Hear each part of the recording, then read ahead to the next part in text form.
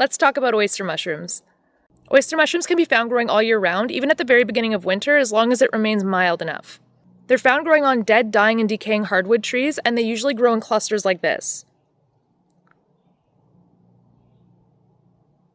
They're saprophytic, which means that they feed on and break down dead and decaying wood, so you're not going to find these growing out of the ground, you're only going to find these growing on dead trees or the remains of trees. Oyster mushrooms typically come back in the same location every single year.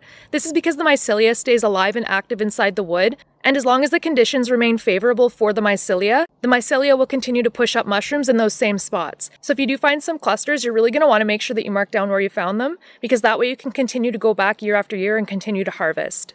To identify oyster mushrooms, you're going to look for caps that are fan or oyster shaped. The caps are going to be smooth, and it comes in a variety of colors depending on which specific species of oyster mushroom that you have. However, they'll usually be white, light gray, or tan in color. They have white or cream-colored gills that run along the underside of the mushroom cap down into the stem, and the gills will almost be a paper-like consistency. The stem is usually very short and stubby if they have a stem at all. Lastly, some people say they feel that oyster mushrooms have a bit of a black licorice smell to them. I don't personally smell that, so you might not smell that either, so I wouldn't rely on that to be a key identifying feature when you're trying to identify oyster mushrooms. Oyster mushrooms do have toxic lookalikes, so it is absolutely crucial that you identify these properly before you consume them. In my area, one of the most commonly mistaken mushrooms for oyster mushrooms are the toxic angel wing mushroom. Fun fact about angel wing mushrooms is that they used to be considered an edible species of mushroom, and it wasn't until very recently that they actually removed them from the field guide books and declared them to be unsafe for human consumption. So you really want to make sure that you do not misidentify angel wing mushrooms thinking that they're oyster mushrooms.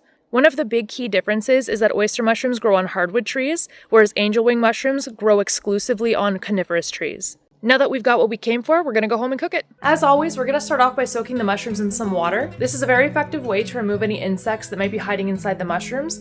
This step is completely optional. You don't have to do it if you don't want to. My personal preference is bug-free, so I'm going to go ahead and soak these. Today we're going to be making fried battered oyster mushrooms. Although maybe not the healthiest choice, they are a delicious side dish or snack. We're going to start off by mixing our breadcrumbs with one of our bowls of flour, and we're also going to mix in one of our bowls of seasonings. Our seasonings here are just 1 teaspoon each of garlic powder, onion powder, and smoked paprika, a 1/4 teaspoon of salt, and a couple of dashes of freshly cracked pepper. We're going to whisk everything until they're well combined.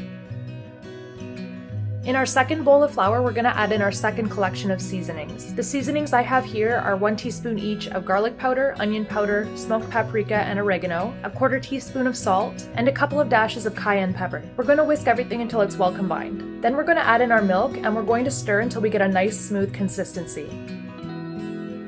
We're going to remove our mushrooms from the water, and we're going to pat them dry to help the batter stick to them more easily.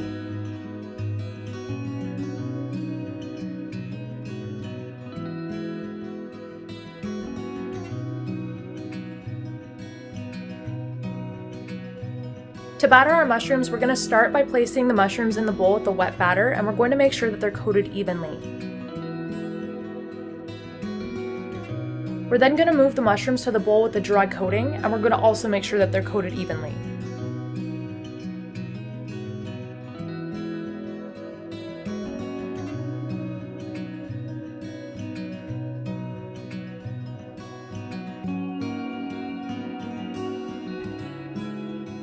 In a saucepan, we've heated our oil over medium heat, and now we're going to fry our mushrooms until they're golden brown and crispy on each side.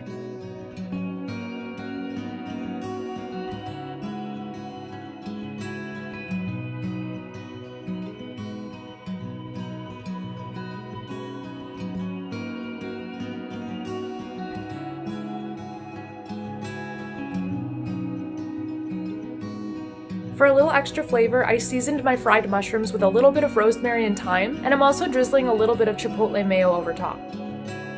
You can see that this isn't much, but the whole fun of foraging is that you never know what you're gonna get. Sometimes the forest surprises you with a whole meal, sometimes it's just a snack, and other days it's nothing at all. You just have to appreciate what you find sometimes. Regardless, this tiny snack was absolutely delicious and very well enjoyed. Let me know in the comments if you have any favorite recipes with oyster mushrooms.